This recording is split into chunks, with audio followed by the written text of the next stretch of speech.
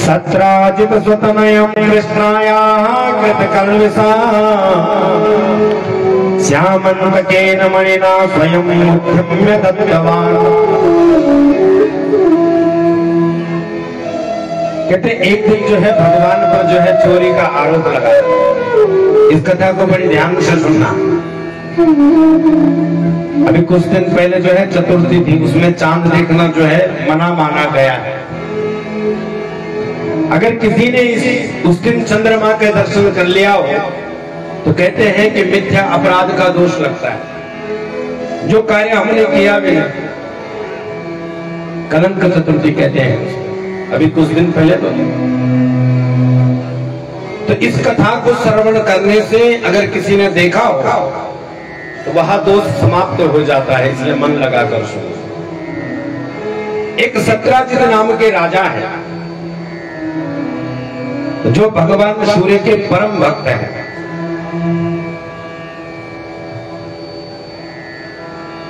और एक दिन इन्होंने भगवान सूर्य के निमित्त बहुत तप किया। ध्येयं सदा सवितृमंडल मध्यवर्ती नारायणा सरसिजासन सन्निविष्टा केयोर्वान् मकर कुंडलवान् किरीटे हारे हिरण्मयव पूर्तित शंख चक्रः। जैसे भगवान सूर्य के निमित्त तप किया तो आज भगवान सूर्य नारायण बड़े प्रसन्न हुए। सत्राजित को कहा, मांग सत्राजित तुम्हें क्या चाहिए। आज यह सत्राजित कहता है, हे प्रभु आपकी कृपा से सब कुछ है, आपकी भक्ति मिल जाए, इसके सिवा हमें कुछ नहीं चाहिए। भगवान सूर्य बोले तुम राजा हैं और राजा को प्रजा के पालन के लिए धन की आवश्यकता होती है। तो भगवान सूर्य नारायण ने इसको जो है एक मणि प्रदान की। और यहाँ मणि नित्य जो है 8 बार सोना, लगभग 40 किलो सोना प्रतिदिन इस सत्राजित को देती है। जोर से बोलना पड़ेगा जय श्री राम। एक दिन भगवान द्वारिकाधीश अपने परघर के साथ महल में बैठे हुए हैं और अचानक से वहां सत्राजित आता है। सबने जैसे सत्राजित को आते हुए देखा, उसके गले में जो मणि है उसका तेज ऐसा लगता है जैसे साक्षात सूर्य नारायण प्रकट हो गए। उस चमकती हुई मणि के तेज को देखकर सबने भगवान से कहा, हे प्रभु आज साक्षात सूर्य नारायण ही यहाँ आ गए। तो भगवान ने कहा, ये सूर्य नारायण नहीं, ये भगवान सूर्य नारायण का भक्त सत्राजित है। प्रभु ने बहुत प्रकार से सत्राजित का स्वागत किया। लेकिन भगवान ने कहा, सत्राजित एक बात सुनो, तुम्हारे पास जो ये मणि है इस मणि को मुझे दे दो, क्योंकि अगर इस मणि को आप मुझे दे दोगे तो मैं भी सारी प्रजा का पालन जो है ठीक ढंग से करूंगा। किसी को किसी बात की कोई कमी नहीं होगी। हम यूं समझे कि जो सत्राजित हैं उस समय के मंत्री हैं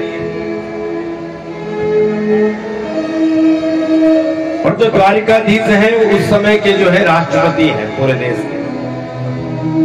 अब कोई वस्तु जो है किसी प्रदेश के मुख्यमंत्री के पास हो, उससे क्या होगा, उस प्रदेश का ही भला होगा। लेकिन वही वस्तु अगर प्रधानमंत्री राष्ट्रपति के पास चले जाए तो फिर पूरा देश को बटेगा। इसलिए भगवान ने कहा है, सत्राजित इस मणि को मुझे दे दे, जिससे मैं बराबर हर एक व्यक्ति तक जो है उसकी आवश्यकता की सामग्रियां दे सकूं। लेकिन सत्राजित ने कहा, नहीं प्रभु। जैसे इस प्रकार से कहा, भगवान ने कहा तुम्हारी संपत्ति है, तुम्हारी मणि है, तुम चाहे दो चाहे ना दो, तुम्हारी मर्जी। अब सत्राजित वहां से चला गया। लेकिन सत्राजित का एक भाई है जिसका नाम है, जो उससे छोटा भाई है, परसेन। दोनों भाइयों में बड़ा प्रेम है। एक दिन परसेन ने कहा, भैया तुम्हारे गले में जो ये मणि है ना, इसको थोड़ा सा मैं पहन, मैं भी अपने गले में डालता हूं, देखो कैसी लगती है। राजित ने कहा प्रसेन, जो वस्तु मेरी है उस पर तेरा पूरा अधिकार है। और अपने गले से वहां मणि निकाली, अपने छोटे भाई प्रसेन को पहना दी। जोर से बोलना पड़ेगा, जय श्री राधे। जैसे ही प्रसेन ने वहां मणि पहनी, उसको लगा हम भाई मेरे पास ऐसी मणि है जो है 8 बार सोना नित्य देती है, हम किसी से कम थोड़ी है।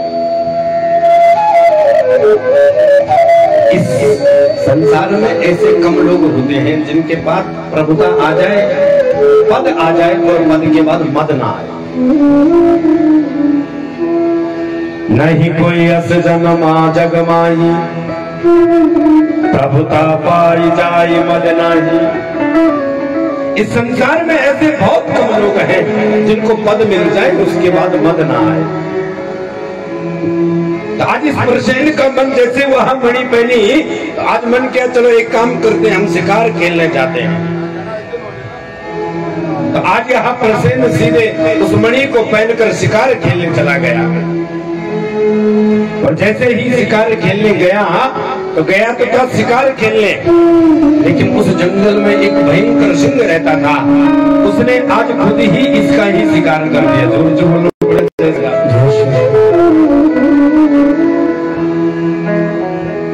अब कुछ दिन बाद जो है बहुत ढूंढा, लेकिन यहाँ नहीं मिला।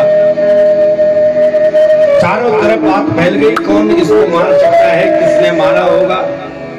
लेकिन उस वन में जो है जामवंत जी रहते हैं। जामवंत जी ने वहां मणि ली और अपनी गुफा में चल दिए, क्योंकि जो त्रेता में जामवंत जी थे, ये वही जामवंत जी हैं। जैसे हनुमान जी त्रेता में भी दिखते हैं, द्वापर में भी दिखते हैं, और आज भी कलिकाल में प्रत्यक्ष देवता के स्वरूप हैं। ऐसे ये है ये जामवंत। आज चारों तरफ से बात फैल गई कि भाई किसने मारा होगा, शायद मणि के चक्कर से ही किसी ने मार दिया होगा। सत्राजित की धर्मपत्नी ने एक दिन शाम को अपने पति से कहा, महाराज देवर जी का कुछ पता नहीं चल रहा, क्या तुम्हें किसी पर कोई शक है?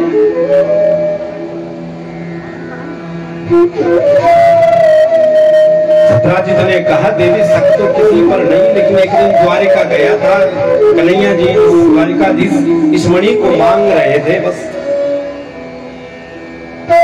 लेकिन हम ये विश्वास से नहीं कह सकते कि वो ऐसा करेंगे। लेकिन और तो कभी किसी से कोई चर्चा नहीं हुई, कोई बात नहीं हुई, लेकिन ये बात अंदर की बात है, तुम इस बात को बाहर मत बोलना किसी से। लेकिन माताओं को तो एक वरदान है। जिस समय कौरव और पांडवों का युद्ध हुआ, उसके बाद जो है कुरुक्षेत्र के मैदान में भीष्म पितामह को विदाई के बाद भगवान ने उन सब से अपने पितरों के निमित्त तर्पण किया, करवाया। आज कुंती मैया ने कहा कि सबके निमित्त तुमने कर दिया है, तो एक अभी छूट गया। कहा वो कौन है? कहा वो कर्ण है, और वह तुम्हारा भाई है। धर्मराज युधिष्ठिर को पता चला, अरे कर्ण जैसा वीर मेरा अपना भाई था और तुमने ये बात छिपाई। उस वीर के साथ बहुत बड़ा अन्याय हुआ।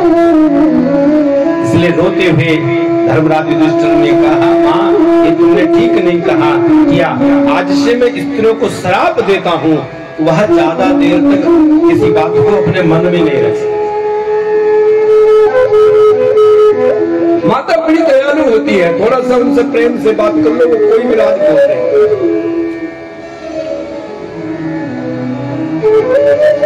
सत्राजित ने कहा, देवी वैसे ये बात पक्की नहीं है, लेकिन किसी से बताना मत, बहुत बड़ी बात हो जाएगी। लेकिन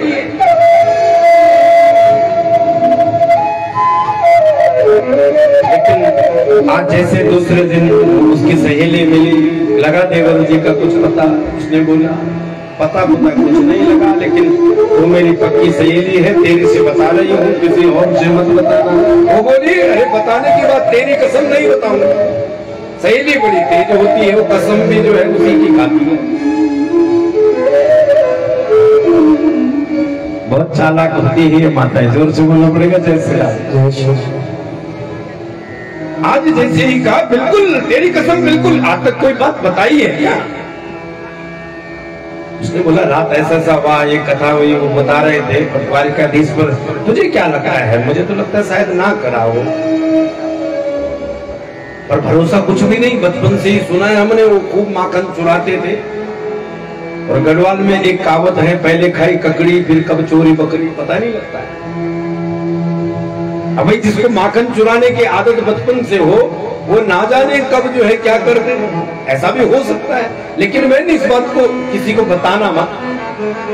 चारों तरफ बात ऐसी फैल गई जैसे वन में आग लगती है। जोर से बोलना पड़ेगा जैसे भगवान की रानियां पास आती है, सब चुप हो जाती है। रानियां दूर जाती है तो सब फिर आपस में बात करना शुरू कर देती है। एक दिन रुक्मिणी जी ने कहा बात क्या है? मैं चली जाती हूँ तो तुम कुछ ना कुछ पीछे से कुछ गलत लगता है, मुझे बताओ बात क्या है? तो आज उन रानियों ने सारी बात कही कि लोग ऐसा कह रहे हैं कि कहीं द्वारिकाधीश ने ही तो उनको नहीं मारा।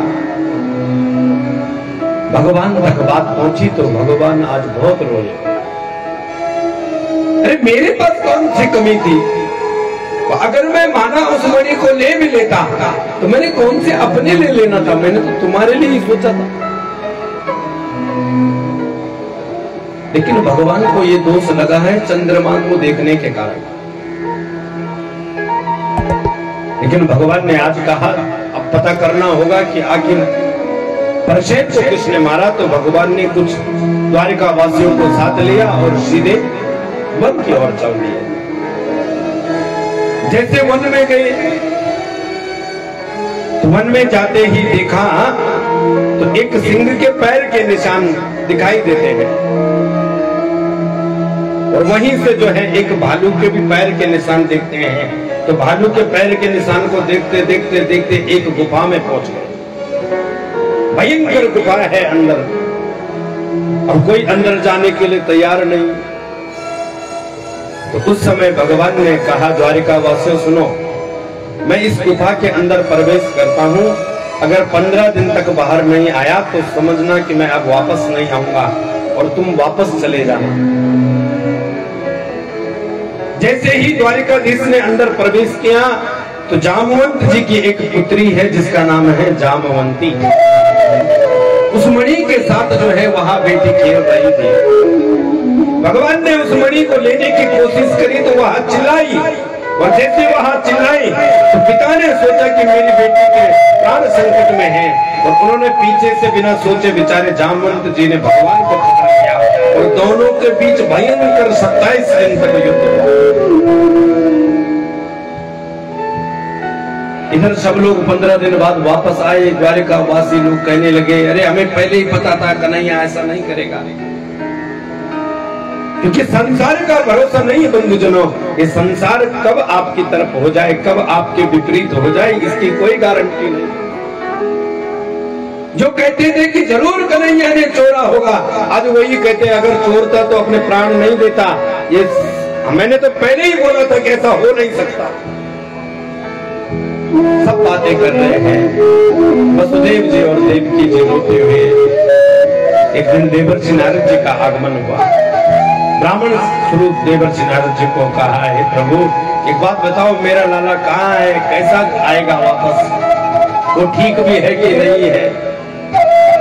देवर्षि नारद जी ने कहा वसुदेव जी अगर अब तक लाला वापस न आए तो जरूर उसके प्राण संकट में है। अगर तुम चाहती हो कि आपका लाला शीघ्र वापस आए तो तुम देवी भागवत की कथा कराओ। भगवती की कृपा होगी तो उनके अंदर एक तेज आएगा, और भगवती का तेज ही जो है उन्हें बचा पाएगा। अरे जब कंस ने बार बार जो है मारा था, गर्गाचार्य ने उन्हीं देवी का जो है स्मरण करके वही योग माया बनकर तुम्हारे लाला की रक्षा के लिए आई थी। पर आज अगर तुम्हारा लाला संकट में है, आज वही भगवती जो है तुम्हारे लाला की रक्षा करे। तो आज द्वारिकापुरी में जो है श्रीमद देवी भागवत का दिव्य अनुष्ठान हुआ। इधर जामवंत जी और भगवान का युद्ध हो रहा है। आज जैसे यज्ञ की पूर्णाहुति हुई तो इधर भगवान के शरीर में एक तेज ने प्रवेश किया और जामवंत जी के छाती पर जैसे ही जोर से मुष्टिका का प्रहार किया क्रोध में भगवान ने, तो जामवंत समझ गए, अरे ये तो मेरे वही राम जी है जो समुद्र से एक बार क्रोध कर रहे थे, ये तो बिल्कुल वही जटा है। और हाथ जोड़कर कहा, हे प्रभु मुझे क्षमा करें, मैं तुम्हें पहचान नहीं पाया। माधव की जय क्षमा पहचाना नहीं, माधव की जय क्षमा पहचाना नहीं, माधव की जय क्षमा पहचाना नहीं, माधव की जय क्षमा पहचाना नहीं, माधव की जय क्षमा। उठाए अपने दोनों हाथों को, जय जय